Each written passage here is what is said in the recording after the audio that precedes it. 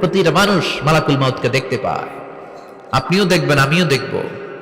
মুমিনদের কাছে এসে মালাকুল মাউত একজন যুবকের বেশে সাদা ধবধবে জুব্বা পরে সুগন্ধি মেখে মুমূর্ষু ব্যক্তির শিয়রে বসে বলে, ইয়া আইয়াতুহান নাফসুল মুতমাইন্না, হে প্রশান্ত আত্মা, উখরুজি ইলা মাগফিরাতুল্লাহি ওয়া রিদওয়ানি, আল্লাহর ক্ষমা আর দয়ার দিকে বের হয়ে আসো।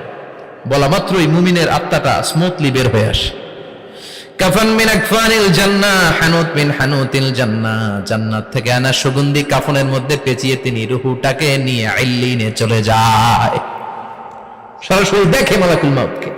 আর যারা ইসলাম বিরোধী, কোরআন বিরোধী, তাদের সামনে এসে মালাকুল মাউত ত্রাস সৃষ্টি করে। আগে ধমক। হাইওয়েতে মাঝে মাঝে ডাকাতি হয় না? বাসগুলোর মধ্যে যখন ডাকাতি হয়, বাসে থাকে 50 জন, ডাকাত ঢুকে 5 জন, এই 5 জনের ভয়ে সবগুলো পেশাব করে দেয়। কারণ ত্রাস সৃষ্টি করে। এসেই চাইনিজ কুড়াল দিয়ে আগে কুবায় দেয় 4-5 জনের। রক্ত দেখে কি দেওয়ার সব আগে রেডি করে রাখে। মালাকুল মাউত এসে কাফের, নাস্তিক, মুশরিকদের সামনে সেরকম একটা ত্রাস সৃষ্টি করে। ভয়ে লোকটা কাঁপতে থাকে। ওর কাছে ভদ্র ভাষায় কথা বলে না, সুন্দর জামা পরে আসে না, কালো কুচকুচে চেহারা, ভয়ঙ্কর একটা রূপ নিয়ে, আকৃতি নিয়ে ইসলাম বিরোধীদের মাথার সামনে আসে। দুর্গন্ধযুক্ত চেহারার দেহ নিয়ে ধমক দিয়ে বলে, ও পাপাত্তা, ইয়া আইয়াতুহান নাফসুল খাবিসা উখরুজি ইলা গাদাবিল্লাহ, হে পাপাত্তা, আল্লাহর রাগ, ক্রোধ আর গজবের দিকে বের হয়ে আয়। মুমিনের আত্মা বলার সাথে সাথে যেমনি মুমিনের দেহ থেকে বের হয়ে জান্নাতি কাফনের ভেতরে ঢুকে, কাফেরদের আত্মাও কি এরকম তাড়াতাড়ি বেরোতে চায় নাকি? কাফেরদের আত্মা বেরোতে চায় না। ডানে দৌড়, বায়ে দৌড়, সামনে দৌড়, পেছনে দৌড়, আহা, দৌড়াদৌড়ি করে। মালাকুল মাউত এটাকে টেনে হিচড়ে, একটা জীবিত ছাগলকে জবাই না করে তার চামড়া উল্টার দিকে টেনে হিচড়ে বের করলে ছাগলটা যত কষ্ট পায়, এর চেয়ে কমসে কম 70 গুণ বেশি কষ্ট দিয়ে কাফের, মুশরিক আর গাদ্দারদের রূহ কবজ করা হয়। আল্লাহ, এই পরিস্থিতি থেকে তুমি আমাদের বাঁচাও। মুমিনদের রূহ যেমনি কবজ হয়, ওইভাবে রূহ কবজের ব্যবস্থা করে দিও। ইমানের মৃত্যু নসিব করে দিও, শাহিদি মৃত্যু নসিব করে দিও। আমাকে শহীদ করে সেই মিছিলে শামিল করে নিও, যে মিছিলের নেতা মীর হামজা, খোবায়েবে খাব্বাব, আল্লাহর কাছে ছিল অতি প্রিয়, শামিল করে নিও। আমাকে শহীদ করে সেই মিছিলে শামিল করে নিও। পড়েন আমিন। আর জোরে পড়েন আমিন। তার মানে বিমান দুর্ঘটনায় হোক, কিংবা লঞ্চ ডুবিতে হোক, কিংবা আগুনে পড়ে হোক, কিংবা আত্মঘাতী হামলায় হোক, যে যেখানেই মারা যায়, কবরের 3টা প্রশ্ন তার জন্য আছে না নাই? ইসলাম বিরোধীদের জন্য প্রশ্ন 3টা, আপনারা যারা মুমিন তাদের জন্য 4টা। আপনাদের জন্য একটা বেশি, আলহামদুলিল্লাহ। কোন কবরে এসে প্রথম প্রশ্ন করবে, মুনকার নাকির যখন চলে আসবে, 40 কদম যখন আত্মীয় স্বজনরা লাশটাকে কবরের মধ্যে দিয়ে 40 কদম চলে যায়, তখনই ফেরেশতা চলে আসে। আহা, শেষ, সব শেষ। এসেই পরীক্ষা শুরু। মার রব্বুক, তোর রবের নাম কি? চিল্লায় বলেন, আমাদের রবের নাম কি? আমরা বলবো রব্বি আল্লাহ, আল্লাহ আমারে রব। দমে দমে তনু মনে তারি অনুভব। পড়েন, আল্লাহ আমারে রব। তোমার দুনিয়াতে আমি যেদিকে তাকাই, অথই নিয়ামতে ডুবে আছি সবাই। পাখপাখালির গানে শুনি তসবিহ কলরব, তসবিহ কলরব, আল্লাহ আমারে রব। প্রথম প্রশ্ন, তোমার রব কে? আমরা বলবো আমাদের রব আল্লাহ। দ্বিতীয় প্রশ্ন, ওমা দীনুক, তোমার ধর্মের নাম কি? আমরা কি বলবো?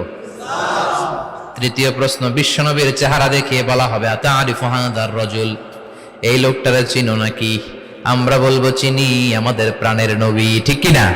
চাঁদের চেয়ে সুন্দর তুমি নবী আমার কামলিহিওয়ালা, দু জাহানের বাদশাহ তুমি প্যারা নবী সাল্লে আলা, চাঁদের চেয়ে সুন্দর তুমি নবী আমার কামলিহিওয়ালা, ঠিক কি না? তিনটা প্রশ্নের যথাযথ উত্তর যখন দিয়ে দিলেন, আপনার জন্য অতিরিক্ত আরেকটা প্রশ্ন করা হবে, ওয়ামা ইলমুক, তোমার নলেজ কি? তিনটা প্রশ্নের উত্তর যে তুমি করতে পারলা, কিভাবে পারলা, কেমনে জানলা? নকল করে বলছো নাকি জেনে বুঝে আসছো? নকল হয় না? এখন তো পরীক্ষা চলতেছে বোধহয়। কি পরীক্ষা? এসএসসি পরীক্ষা। নকল হয়? কৃষ্ণপুরে নকল নাই না? এখন মনে হয় এগুলো একটু কমছে। একটা সময় ছিল অনেক নকল হইতো। পাঞ্জাবের ভিতরে নকল, পকেটে নকল, টুপির ভিতরে নকল, মৌজার ভিতরেও নকল, এমনকি মেয়েরাও নকল করে পরীক্ষার হলে আসে না নাই? স্কেলের মধ্যে লিখে নিয়ে যায়, হাতের মধ্যে লিখে নিয়ে যায়, ওড়নায় লিখে নিয়ে যায়, কাপড়ে লিখে নিয়ে যায়, আসে না নাই? ফেরেশতারা বলবে নকল করছো নাকি?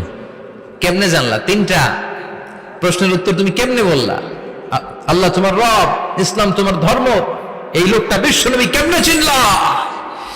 আপনাকে তখন বলতে হবে আমি কোরআন থেকে শিখেছি, আমি হাদিস থেকে শিখেছি, আমি ইসলাম জেনে বুঝে মেনেছি, আমি আন্দাজে কোথাও ঘুরি নাই। চিল্লা এখন ঠিক কিনা?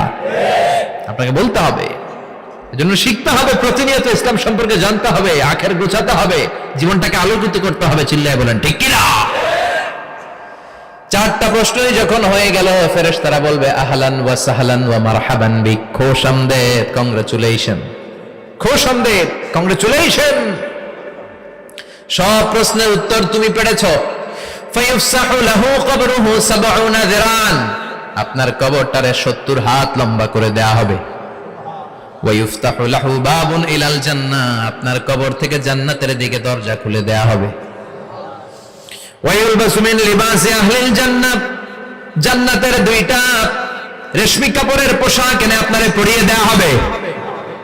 আর বলা হবে নাম কানাও মিলা আরুস, ঘুমাও, sleep, you should get some sleep now, তোমাকে লম্বা সময় পাড়ে দিতে হবে, ঘুমাও। কানাও মিলা আরুস, যেমনি বর বাসর রাতে আরামসে ঘুম দেয়, বাসর রাতে যেমনি বর কনেকে নিয়ে মধুর ঘুম দেয়, তুমিও ঘুমাও, কেউ তোমার ঘুম ভাঙবে না। মালাক ইসরাফিলের, কিয়ামতের জন্য ইসরাফিলের সিংহায় যে ফুৎকার আছে, ওই ফুৎকার ছাড়া কোনো কিছুই তোমার ঘুম ভাঙাতে পারবে না। আলহামদুলিল্লাহ পড়েন।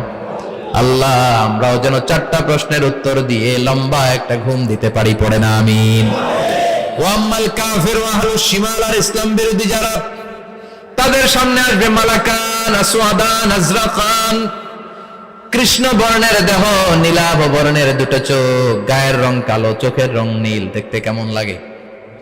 আলিফ লাইলার ভূতের মতো। কথা কন। গায়ের রং কালো, চোখের রং নীল। ফেরেশতা দুইটা আসবে, এসে ত্রাস সৃষ্টি করবে, এসে বলবে বল তোর রবের নাম কি? মার রব্বুক। ইসলাম বিরোধী মুশরিক, কাফের, নাস্তিক এরা বলবে আমি জানি না আমার রবকে, আমি জানি না, আমি তো আজীবন শুধু চেয়ার করেছি, মদ খেয়েছি, আমি ধর্ষণে সেঞ্চুরি করেছি দুনিয়ার বুকে, আমি টেন্ডারবাজি করেছি, চাঁদাবাজি করেছি, আমি মাস্তানি করেছি, আমার দাপটে এলাকার ইসলাম প্রিয়রা বাসায় ঘুমাতে পারে না। আমি ছিলাম টেন্ডারবাজ, আমি ছিলাম গডফাদার, সন্ত্রাসীদের লিডার, আমি ছিলাম ডন 1 2 3 সব, আমি ছিলাম ডনের ডন,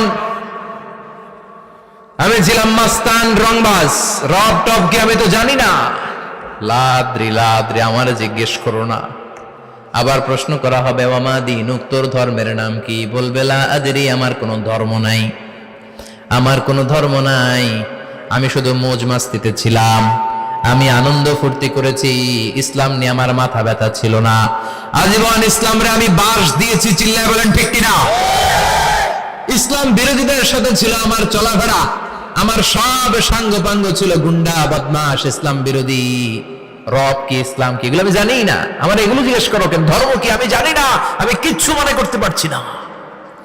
3 নাম্বার প্রশ্ন করা হবে আতারিফু হাযার রাজুল, দেখো তো এই লোকটারে চিনো কিনা? কয় না, চিনি না, তবে মনে হয় এই লোকটারে দুনিয়ার বুকে আমি গালি দিতাম, এই লোকটার বিরোধিতা করতাম, ব্লগের মধ্যে এই লোকটার ব্যাপারে কুৎসা রটনা করতাম, এই লোকটার কার্টুন বানিয়ে আমি হিংসা ছড়িয়ে দিতাম, এই লোকটার ব্যাপারে আমি এলাকার মধ্যে অপপ্রচার চালাতাম।